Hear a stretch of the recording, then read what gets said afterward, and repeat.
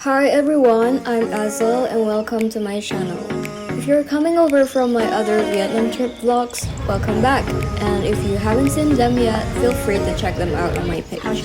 Before Hanoi, I've already visited Ho Chi Minh City, Phu Quoc, and Dalat. And I've shared my itinerary for each of those places as well.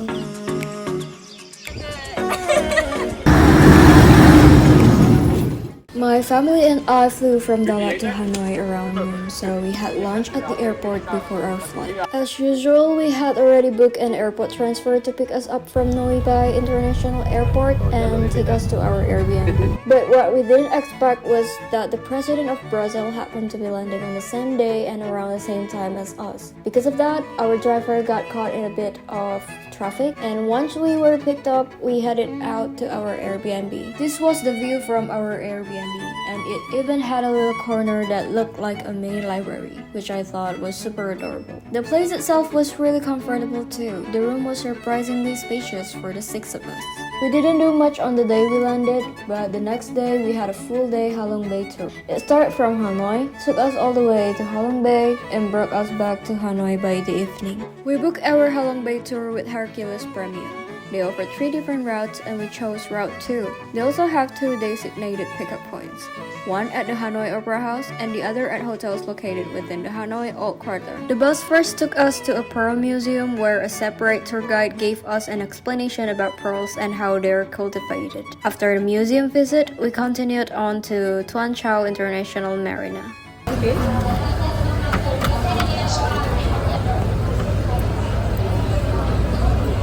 What do you think here? Not perfect. This is one that, yes, okay, you see the clear. Because the shape is not round and the mid color. And you need to see this one here. Yeah. Upon arrival at the marina, we were warmly welcomed by the staff with friendly waves, wet towels, and welcome drink. After that, we were seated in the restaurant on the first floor, where the tour guide gave us a detailed briefing of the day's journey. Iya, nanti mau diambil lagi.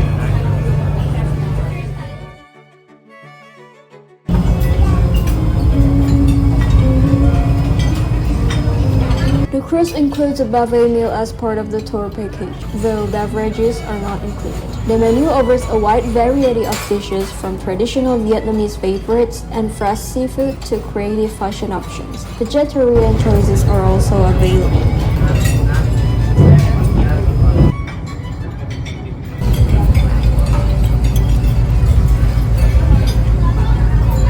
After lunch, we headed to the second floor, where there's a jacuzzi and a clearer view of the bay. Then we went up again to the third floor, the rooftop, for an even better panoramic view. The cruise has 3 floors in total and several toilets, so no worries about comfort. Our first stop was T-Top Island. You can swim or relax at the beach here, but honestly it felt way too crowded to fully enjoy. Since most cruises make the same stop at T-Top, you can imagine how packed it gets. To be fair, the beach is beautiful, but the crowd made it a bit overwhelming. Next up was Luan Cave, famous for its serene natural beauty and unique cave structure. Since it is a water cave, you explore it by either kayak or a bamboo boat instead of walking.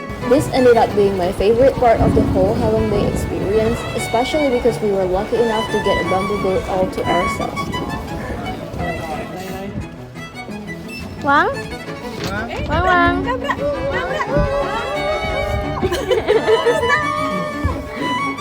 Tidak.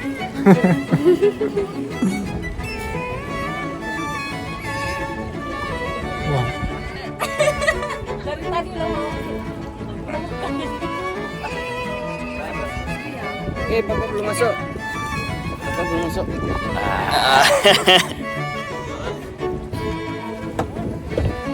Panik-panik kalau di sini ya. Enggak apa-apa.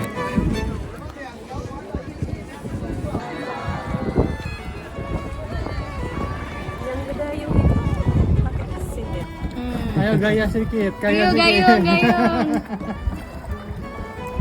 Jangan mundur ya. Berat. Nggak tahu caranya. Berat. Itu nanti malah mundur. Salah gayung. Tapi kayaknya maju.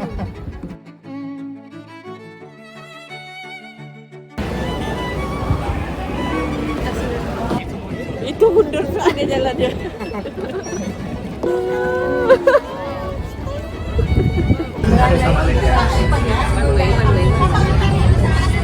After spending about 15 to 20 minutes at one cave, we headed back to our cruise, which then took us to Sunset Cave, also known as the Surprising Cave. It is one of the largest caves in Halong Bay area that is open to the public. The name comes from the reaction of the cave's discoverer, who was amazed by its massive size. Be prepared for quite a bit of walking. You will climb up and down stairs, and since the path is one way, you have to follow it through to the end. You cannot give up. There's only one way.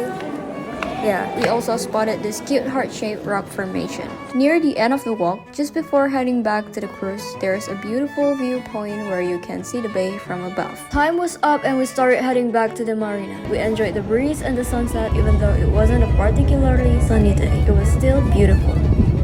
The soft light and calm atmosphere made a perfect ending to our Halong Bay tour.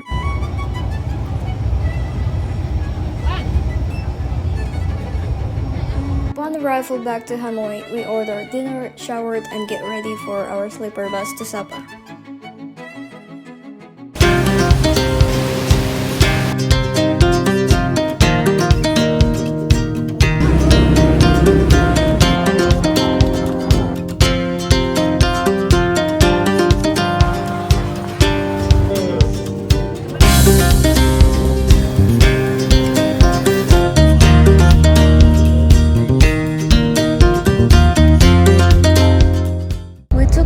Bus again from Sapa to Hanoi, but this time it was a morning trip, so we arrived in Hanoi around noon.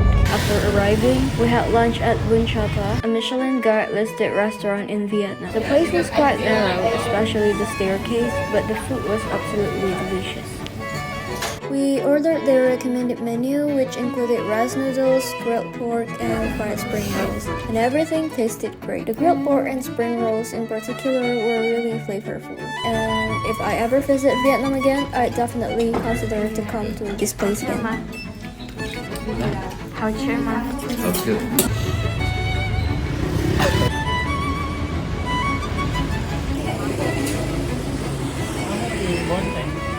After lunch and checking into our Airbnb, we took a stroll around the neighborhood. In just 5 to 10 minutes, we reached Ngok Som Temple. We didn't go inside since we didn't plan to buy tickets, but we enjoyed the view and the atmosphere from the outside. The temple is located in a Huan Kim Lake area, and you can spot the iconic red bridge leading to it. The weather that day wasn't too sunny or hot, just pleasantly cool and breezy. Near the lake, there's also a city sightseeing bus stop. If you're interested, it is a good option for exploring. The area is also lined with trees and has a nice walking path.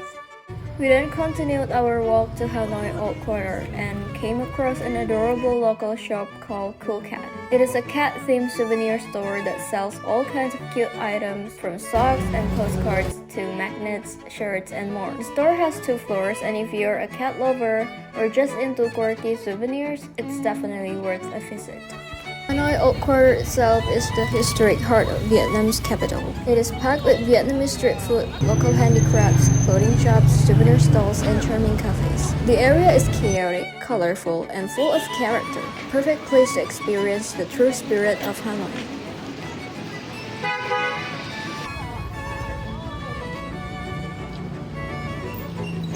Then we headed to the Hai Ba Trong area, which is filled with clothing stores. Vietnamese fashion is truly on another level. Stylish, unique, and well-crafted. I stopped by a store called Plain and picked up a piece there since I didn't have much time left to shop. Next, it was time to finally see Hanoi train street with our own eyes. We actually ended up waiting quite a while, even though we checked the train schedule and tried to time our visit. There was a bit of chaos. Some cafe owners got into an argument and started throwing chairs at each other, which led to police temporarily closing the area. In the end, we waited around 30 to 40 minutes just to see the train pass. Also, just a heads up, you need to be invited in by a cafe owner or staff member to stay and watch safely. By the way, if you order a beer, you can put the cap in the rail, and when it got crashed by the train, you can take it home as a unique little souvenir. Ada yang pas tuh belanja-belanja di pasar. Jadi kita baru selesai nonton tren. Ini pasar. Nggak ada faedahnya guys, mending nggak usah lah. Kalau buru-buru mending nggak usah. We enjoyed our last dinner in Vietnam at the Mat restaurant located in the Hanoi Old Quarter. The place was spacious and comfortable, not cramped at all. The food was delicious and the staff spoke English quite well. The toilet was clean and spacious as well, which is always a nice touch. Udah.